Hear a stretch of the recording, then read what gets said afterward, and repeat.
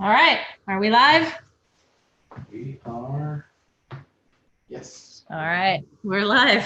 All three of us. I swear. Tucker says hello. He likes to kind of be the center of attention, this cute little labradoodle over here. He jumped right into Kevin's lap, and as a matter of fact, Kevin got the warmest greeting ever when he arrived. So, well, hello. Happy Tuesday afternoon. I'm Kim. I'm Kevin. And that's Tucker, and we're here with Pricked.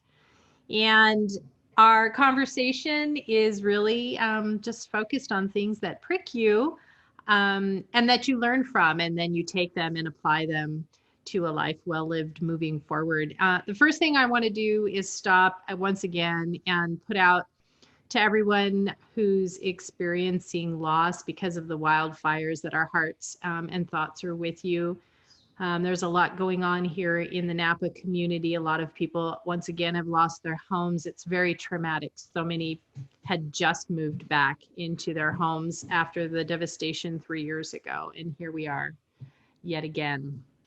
So, do what you can to support those individuals. I know that there are a lot of organizations taking donations of money, but also supplies. And I also know that Crosswalk Church is an evacuation site and they'll take donations as well. Is that correct? So I just want to put that out there and let people know we're thinking of them. Absolutely. Go Dar. Go. Good team. Yeah, this is still very tragic between COVID-19 and now the wildfires again. So it's been a rough year for many. I don't know, I think a lot of us in Napa Valley are more fortunate than some.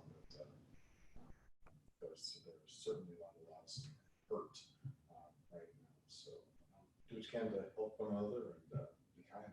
Yeah, this is the time to really come together as a human race and support everyone who is in need.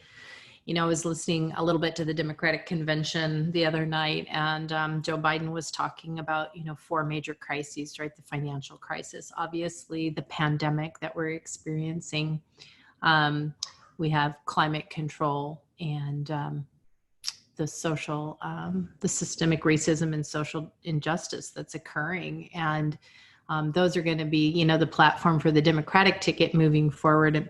The reality is it just comes down to treating everyone with respect and kindness and providing the same opportunities for everyone to achieve their desired dreams and goals. And that's kind of what we're here to talk about, are Right. things that get us and what we do with it. Yeah, and exactly. how we're going to move ourselves forward from a point of pain to a place of prosperity. I mean, honestly. Yeah. So, Kevin, how's your week been? I was going to make that more upbeat than it actually was. I survived. It was, we talked about last week also that the lightning strikes were just a weird phenomenon, and the fires that followed. And I'm in, work in a restaurant in a hotel, and our occupancy has been affected. Service certainly is with the COVID-19. We don't have outdoor seating, so puts us in a weird place, trying to be hospitable to people, but telling them no, you have to sit outside in the smoky air. Yeah, and the bad air quality. Yeah, it's been a challenging week, but got a good strong team. Everyone is doing their best to make sure that our guests are as comfortable as possible. We've been really talking up, helping one another. So encouraging the co-workers to communicate more and make sure that each of them is being safe and hydrating. So it's been, what did you call it? Emotional fatigue? Yeah, compassion fatigue. So, you in healthcare, we get to this place where you have empathy and compassion fatigue, where you give so much to other people that you kind of hit that place where you need that same level given back to you. But many of us in that profession, and now just in this situation, plus the pandemic, plus the economic downturn, are definitely have that compassion fatigue happening. So Yeah, we do have a guest today. Do you want to introduce our guest today? He just came on, and we're happy to have him join us today. Yeah, Hey, Kevin. just a dear old friend of mine. I'm Kevin Massey. Kevin, I'll let you give the official intro of yourself, but welcome to the conversation. That wasn't Kevin. Kevin, we can't hear you. Are you talking? Are you on mute? Are we on mute? No, we're not on mute. Well, I think we lost him for a minute. I think he's trying to get back on. Let me double check our connection. I think we're pretty good here. I always lean in front of the camera when I'm messing with the, see, the microphone is the Yeti and the speaker is our AirPods. Yeah, we're good.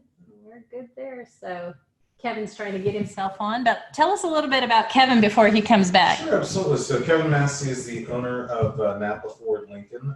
As I said, he and I have been friends for a number of years. Trying to remember exactly, Kevin and I were talking about this earlier. I think we originally met at Chardonnay Golf Club, and he's been in Napa for a long time. And we found a connection, and have been friends for a long, long time. He's got a great story to share about how he got into the car business and some personal pricks that he's encountered. Yeah. Well, we'll be eager to hear from him when he has the opportunity to come on. So, one of the things that we are really striving for with this program is to learn lessons, to take the lessons that we learn from the experiences of others and be able to apply them in our own lives, be able to have the opportunity to take those lessons and learn from them and help us build our own, solid life. And so I've been kind of toying with, some ideas around a subtitle for a book or just an educational series.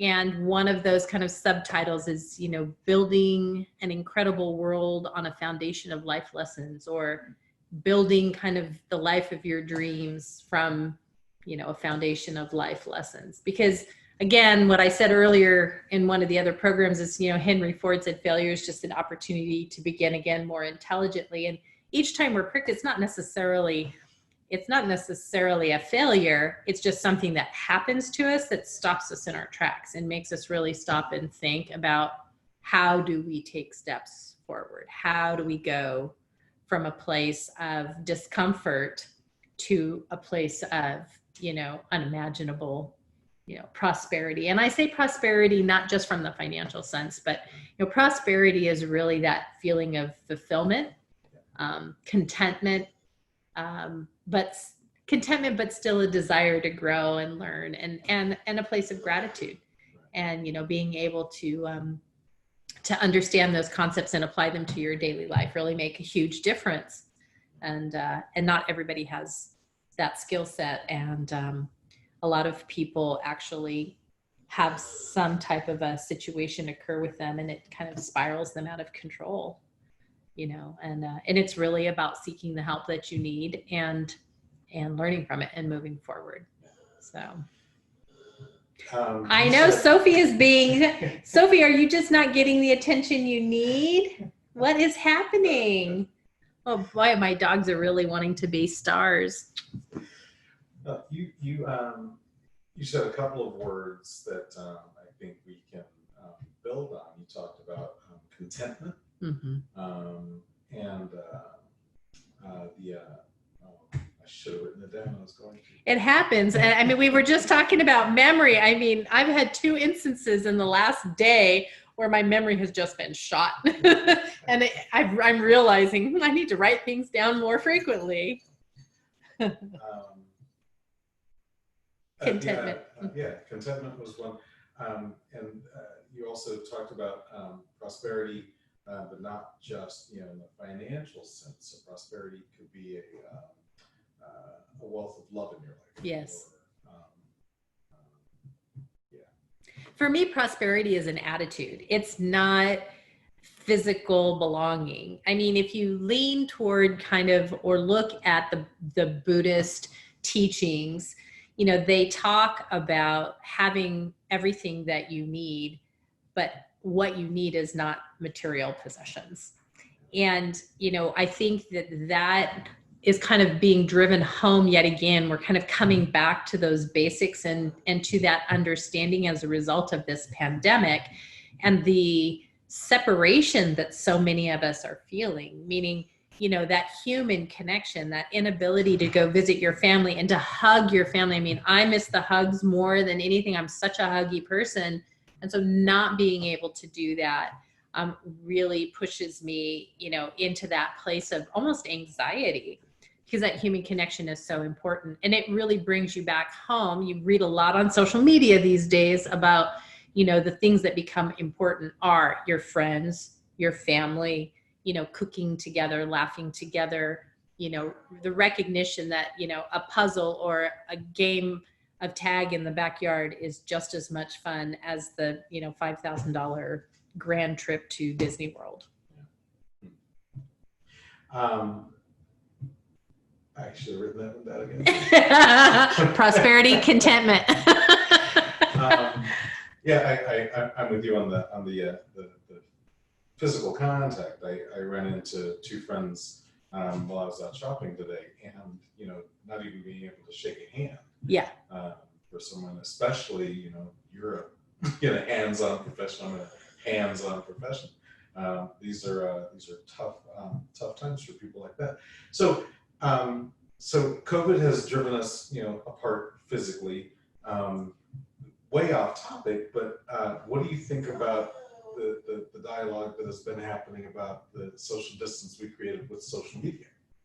So it's so interesting. So this all talks, it just lends itself right to perspective, right? Because social media was the bane of people's existence, and social media was creating a great divide between people, and that we couldn't figure out how to establish those meaningful personal relationships. And there was a lot of conversation about younger generations not having the skill set of being able to look somebody in the eye and being comfortable with that contact. And yet here we've done a 180. Here we are now. We've done a 180 where social media is our mode of contact. And yet I also think people are using it more meaningfully.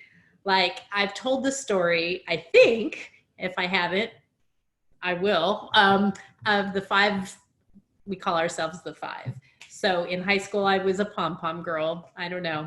I'm pretty loud. I'm pretty boisterous most of the time. So I guess it's kind of a no-brainer, but, and I love to dance. Although, there are those who think I really don't have any rhythm.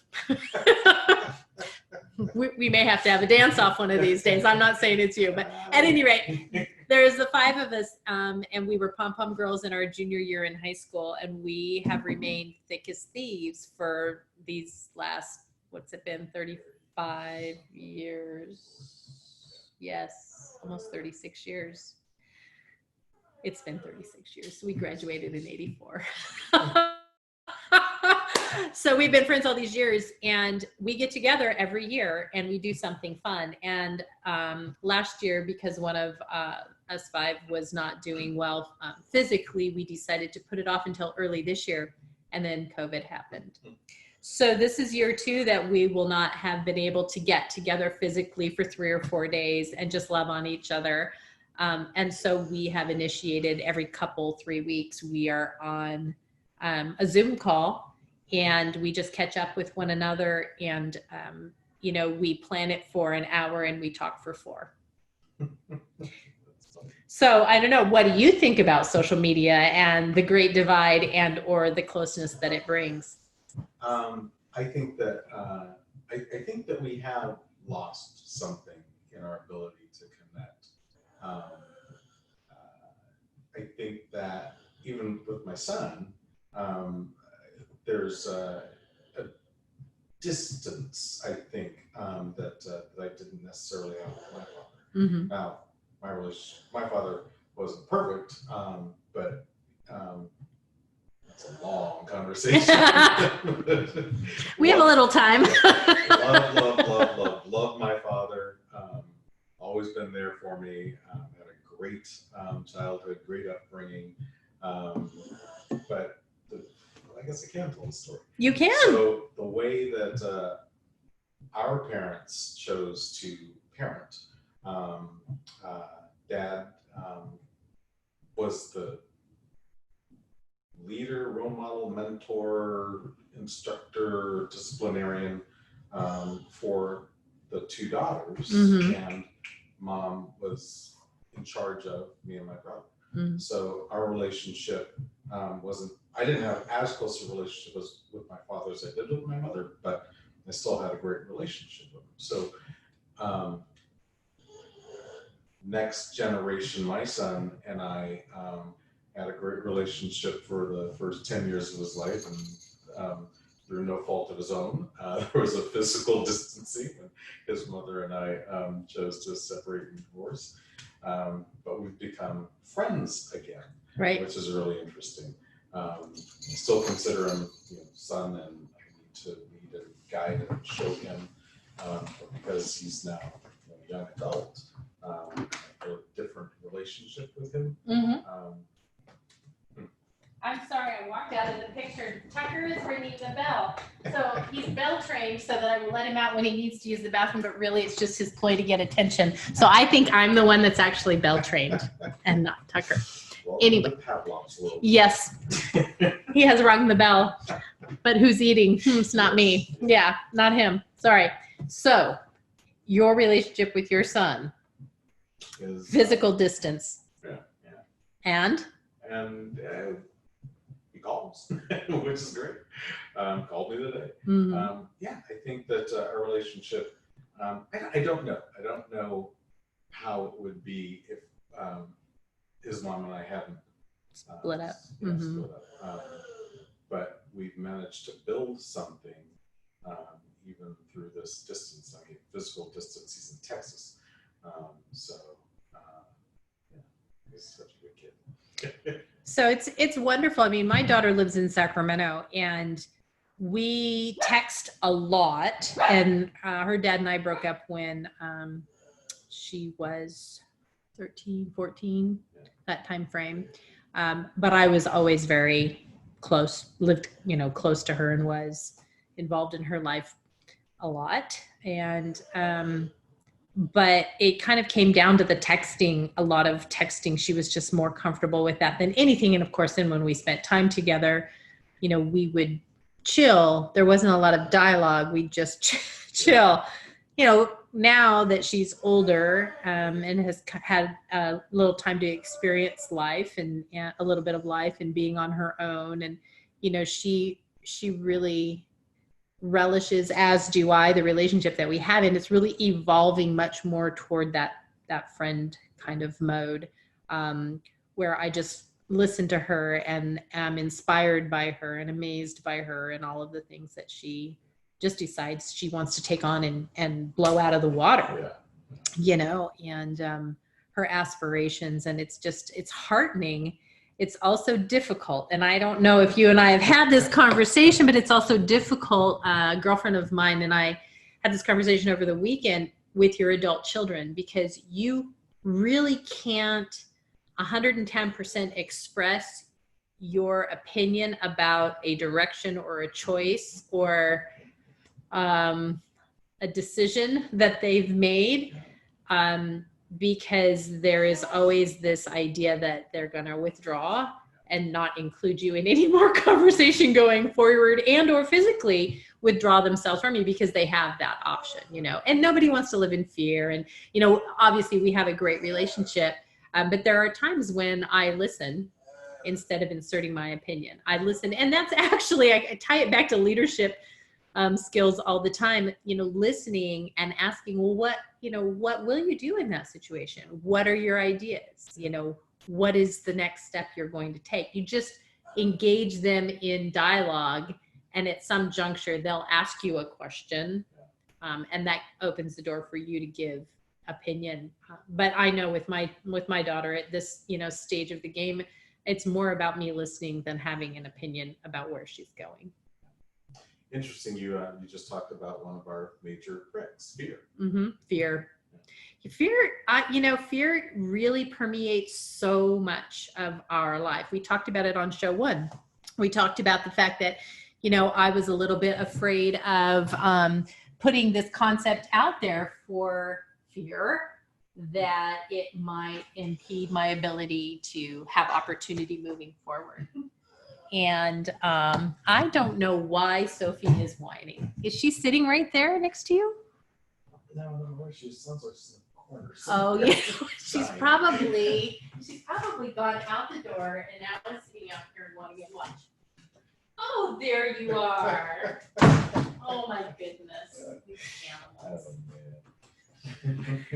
Yeah, so we talked about, you know, the idea that it's a little bit scary to put the concept of pricks out here and how will it be received in the corporate world. Well, it's all about how you structure it. And for me, you know, again, being pricked, it happens everywhere. And there's an innuendo because I'm a nurse, and there's a whole healthcare concept that can be explored with this concept. And so it's about, what do you do again when you have a health crisis, or you know, you are in need of some medical care that's requiring that IV or that lab draw or whatever, or you get pricked by receiving a diagnosis of something that's pretty horrible. And then what do you do with that diagnosis? Do you say to yourself, you know what, I resign myself to this and I want to have a good death and just let it, you know, you create this space for yourself so that you pass peacefully, or do you fight it every single step of the way? It's totally up to you.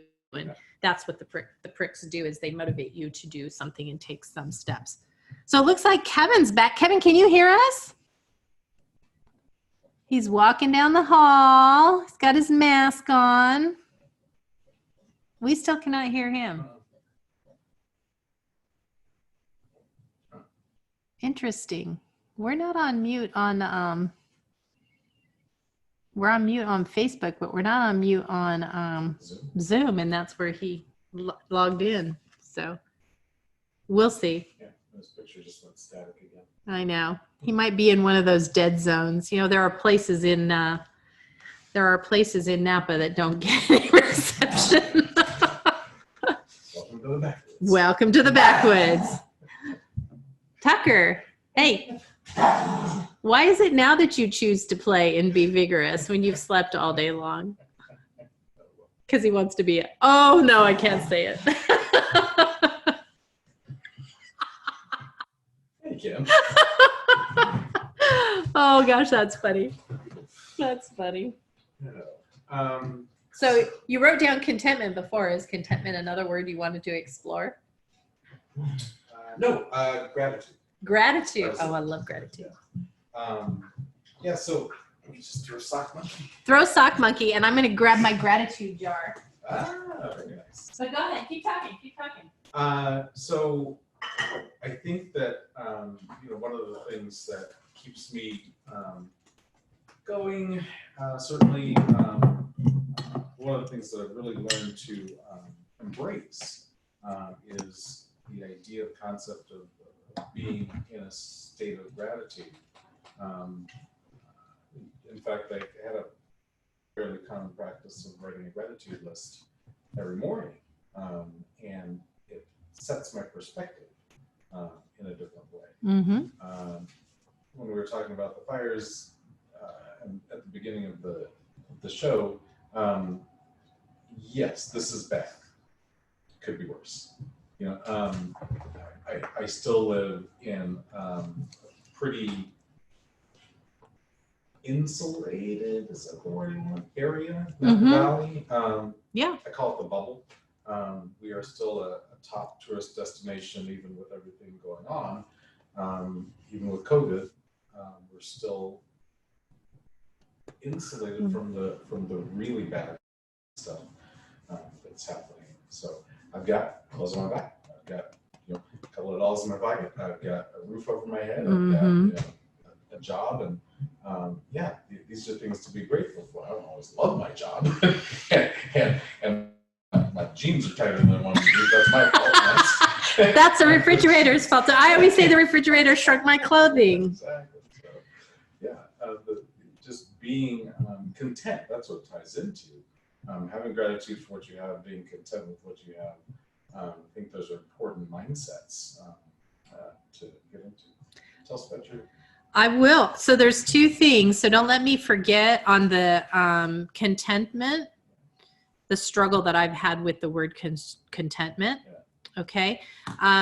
So I have these little wooden hearts and you can write on them.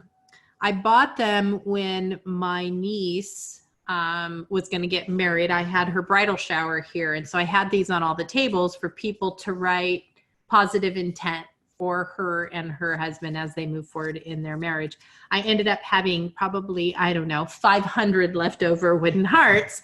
And I thought, I do practice gratitude. I think that I had the sign on the first show that we had sitting out in the backyard that said, it's the simple things. And it really is the little things that make life wonderful. Now people can say, well, you live a pretty good life. I've worked hard and I've been, fortunate to live a life that has had meaning for me and I live my purpose, caring for people. And yet there are times when things don't always go well. So each morning I start by writing at least one thing, and most of the time two things that I'm grateful for, because like you, it sets the intention for the day of there are simple things to be grateful for. And a dear friend of mine, her niece lost their house in the fires here a couple of days ago. And it was their first family home. And it's a mom and dad and two small kids. And it is very sad that they have lost their house. And yet they are alive. They are together. And the community has shown an outpouring of support for them, both financially and structurally, meaning they have a roof over their head. People are helping them with whatever their needs are. So again, there's a lot to be grateful for, even in the midst of being pricked in the most horrendous way. So that's my spiel about that. I think we've lost Kevin again.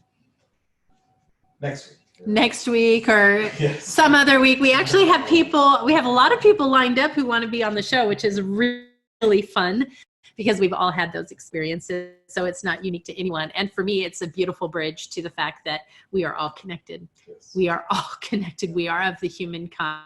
And I am very much a proponent of that. So along the lines of, and you'll have to fill out what you're grateful for. So I'm going to do mine right now. And I'm just going to write Kevin right here because we've had a lifetime of friendship and love, and you're on this journey with me yet again. And like so many great memories in my life, you're a part of them. So I'm grateful for you.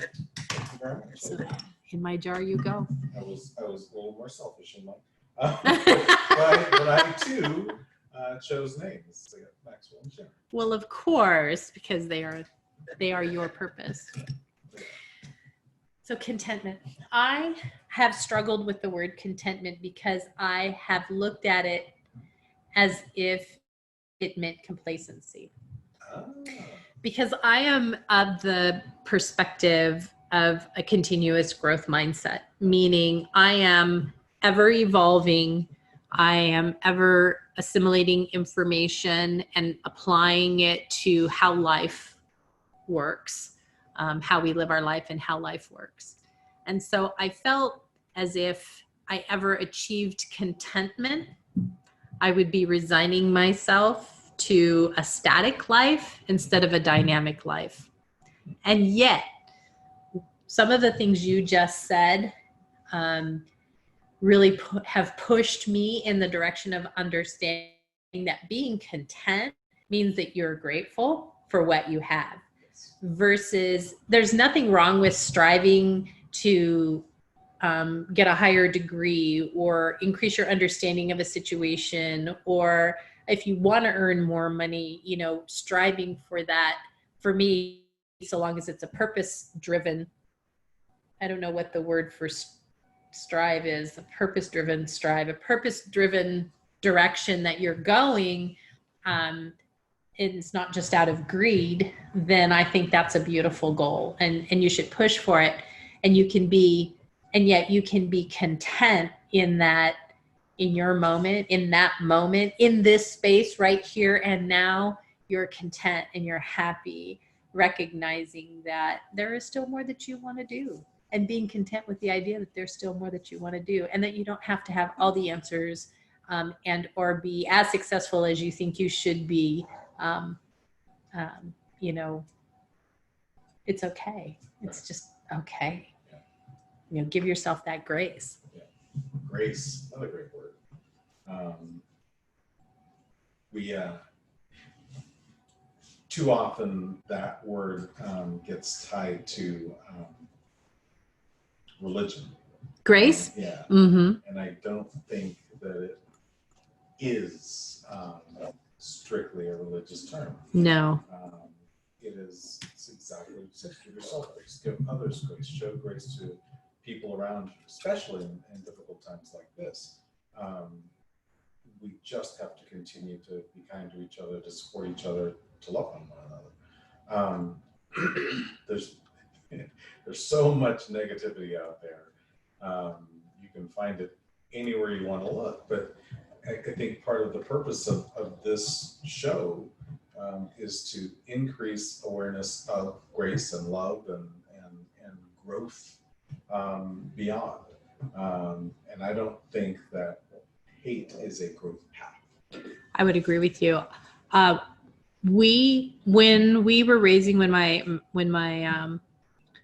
ex-husband and I were raising McKenna together as a young person, hate was a bad word in our house. There was no room for it because hate, for me, instills the idea of intolerance.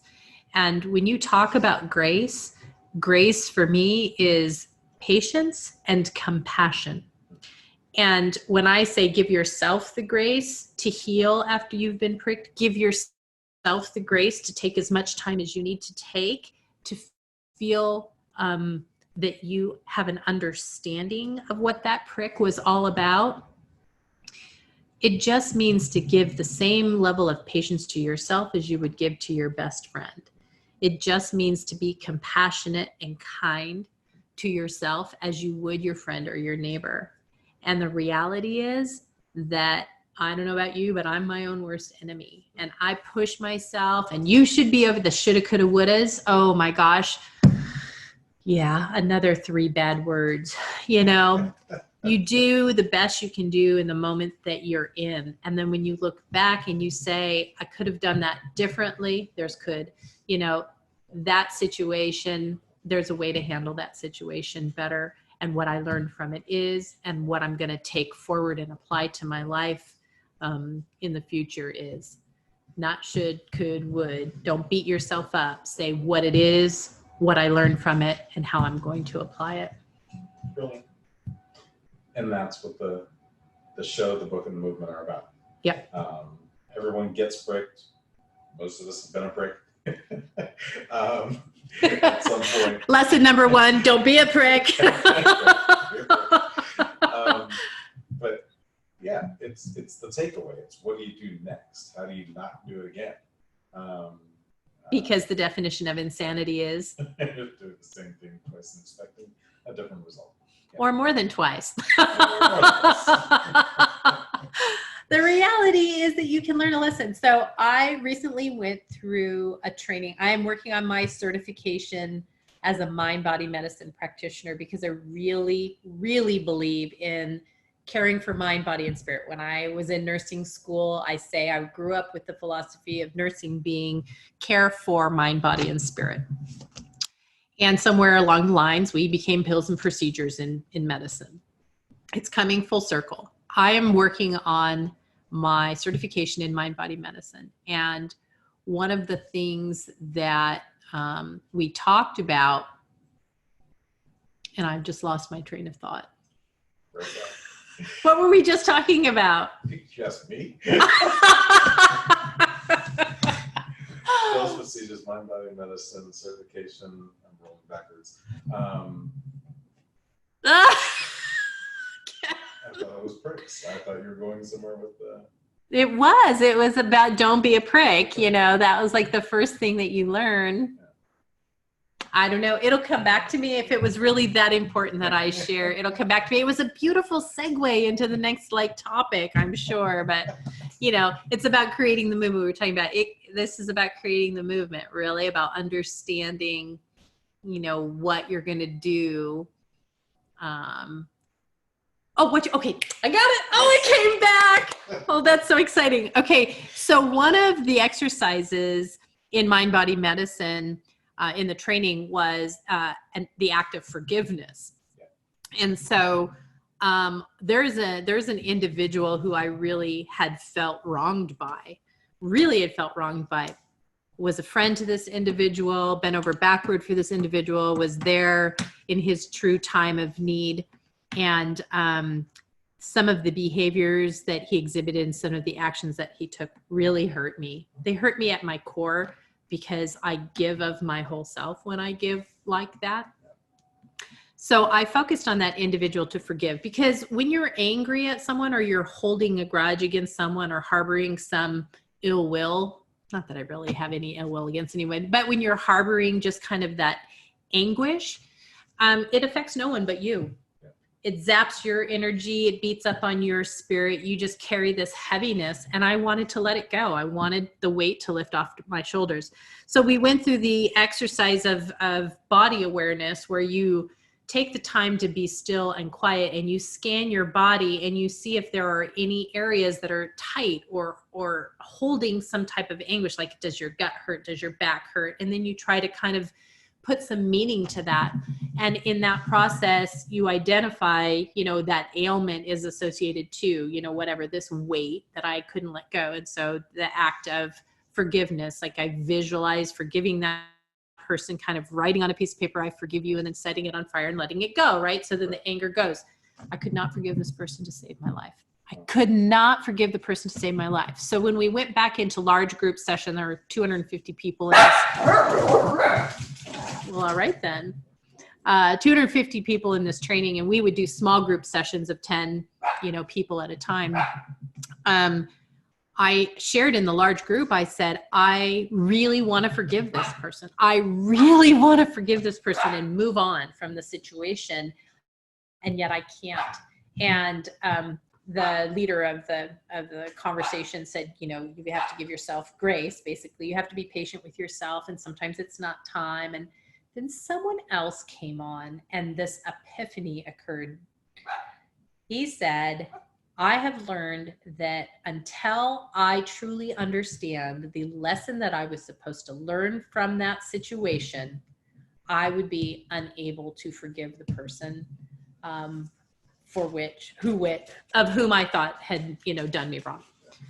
And the light bulb just went on for me. And so I started really thinking about the lesson that I needed to learn from that situation. And as soon as I put my finger on it and understood what I need to do moving forward so that a situation like that doesn't occur again, then the anger lifted and the forgiveness just flowed. So I think that, that's a takeaway from this show in particular today. If you need to take one thing away, it is when you have anger towards someone, or you feel like someone has done you wrong, think about the lesson that you were meant to learn from that situation, and learn that lesson, and then thank them for teaching you that lesson, even if it was painful, because it's going to make you a better person. So it's really a gift that they gave you. It's all about perspective. So we talk about it in terms of resentment. Yes. And it was once said to me that holding a resentment is like drinking poison and expecting the other person to die. I love that analogy. It's so true, Kevin. It's, resentments will slowly kill you. They just... they eat at you. Yeah, they eat you from the inside out. It's an evil that you have taken into your body, into your spirit. And I'm sure there was a great segue for that too. This is going to be our most imperfect show. Okay, we're going to have to start taking ginkgo. Is ginkgo biloba or biloba? Somebody out there in Facebook world tell us if it's biloba or biloba, because our minds are shot. Although we can also have grace for ourselves and say there is a lot going on in the world right now. There is a lot going on in the world, and we're trying to infuse it with a little bit of positivity with a fun little spin. And so, you know, it's okay if you don't remember. And there's no do-overs on Facebook Live, so you know, this is all unedited. It's out there. It's going to be out there forever, Kevin. Until this media is replaced by something else. You know, like when we were carrying around our boom boxes and our cassette players. I even had an 8-track tape player. I had one. I had an 8-track tape player, 8 tracks. Then I had cassettes and 45s, and we record. Do you remember recording off the radio? Dr. Donald D. Rose, KCRA,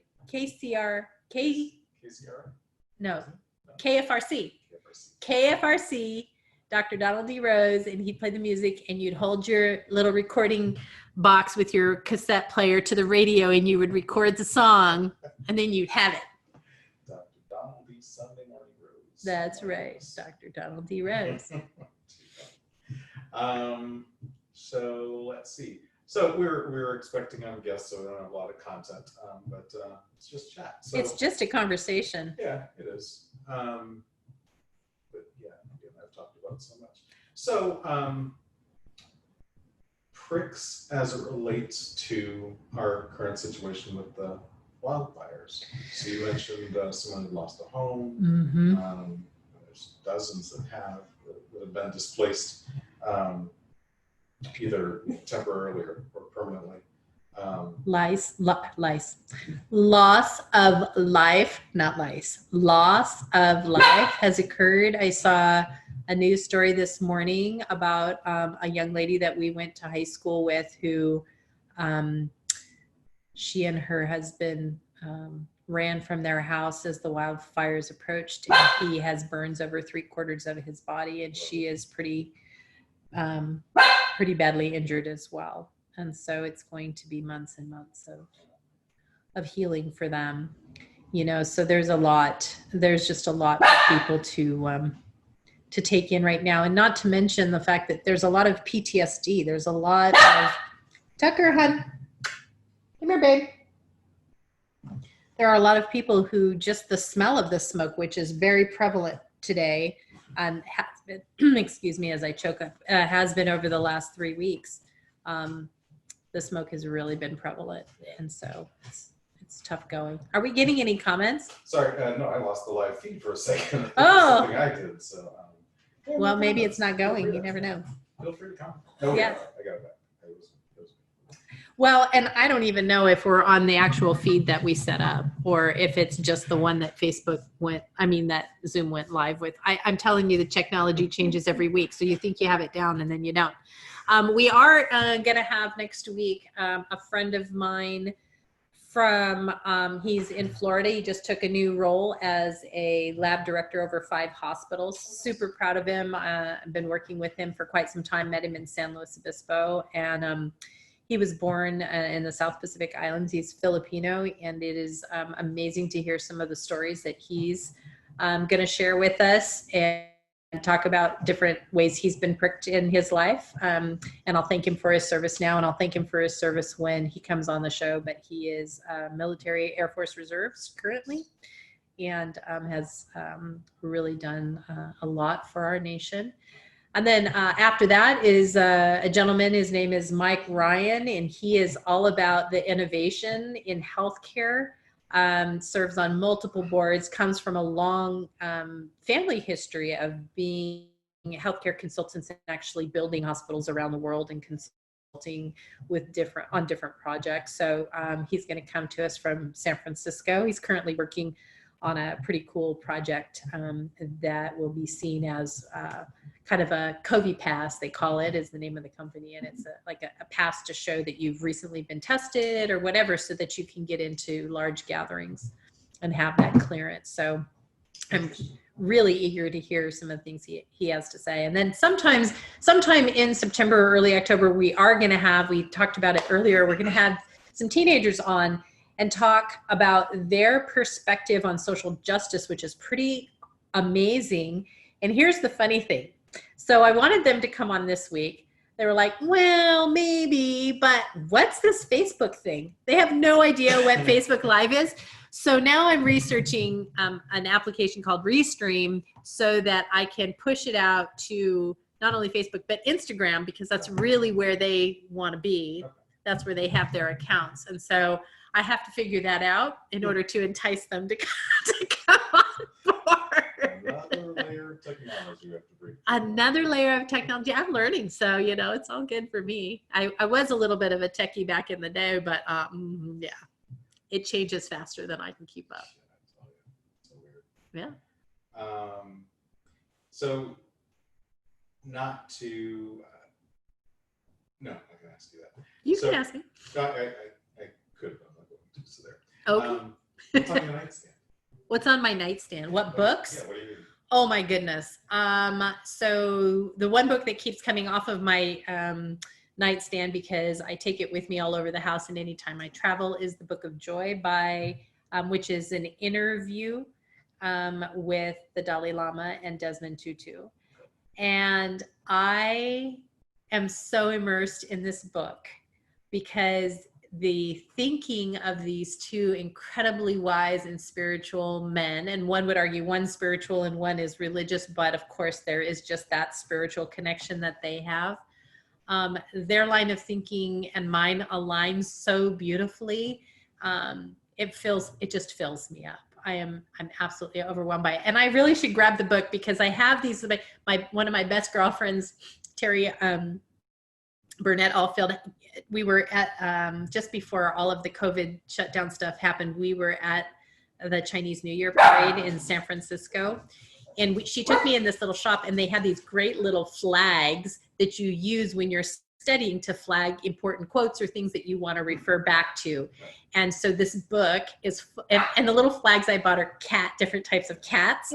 And so this book is full of cat flags because I'm like, oh, I got to remember this. Oh, I'm going to write a paper about that. Oh, I'm going to incorporate that concept into my, my writing. So it's pretty amazing. So that's one of the books. And then there are a couple of books called The 13 Things like successful parents don't do, the 13 things successful women don't do. And it's really focused on, again, kind of like what we're talking about here. It's about your mindset and it's about your attitude and it's about saying things. I challenged someone last week. I was on a video conference call and I challenged someone last week to remove the INGs from their speech. So she was saying, I'm trying to get to a place where I think that I can, so very placid terms, I guess, is that the right word? I'm not sure. I said, I'm going to challenge you to reframe your thoughts by speaking with authority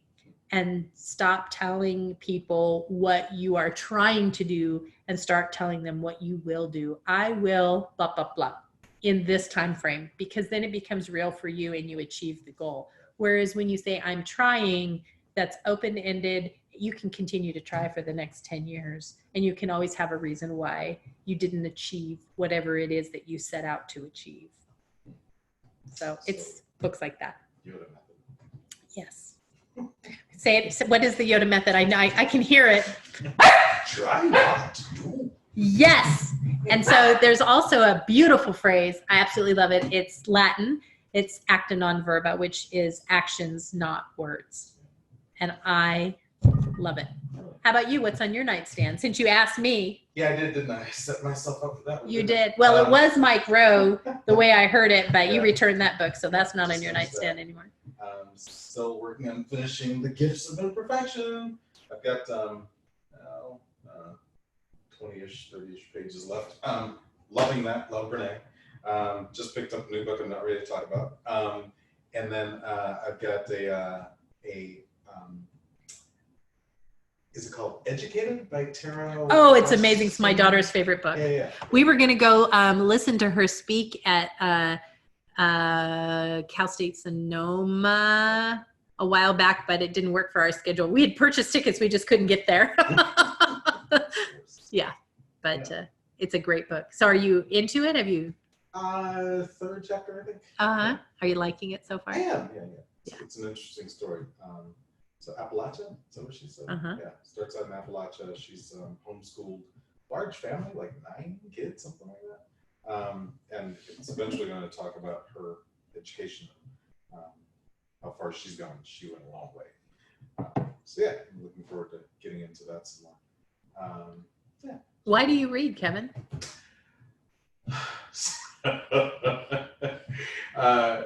So I read several different styles of book. I read fiction. Favorite author right now is Lee Child, the Jack Reacher novels. Pure entertainment. I read a fair amount of, I'll use the very divisive term, religious books. Different authors talking about faith, religion, the Bible. And then I read a lot of what I call my growth books. So Brene Brown is heavily featured.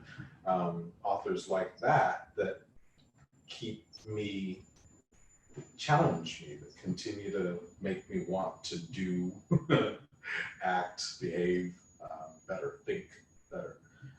When you use that word, though, when you say it makes me want to think, act, or do better, that implies that you're not doing well now.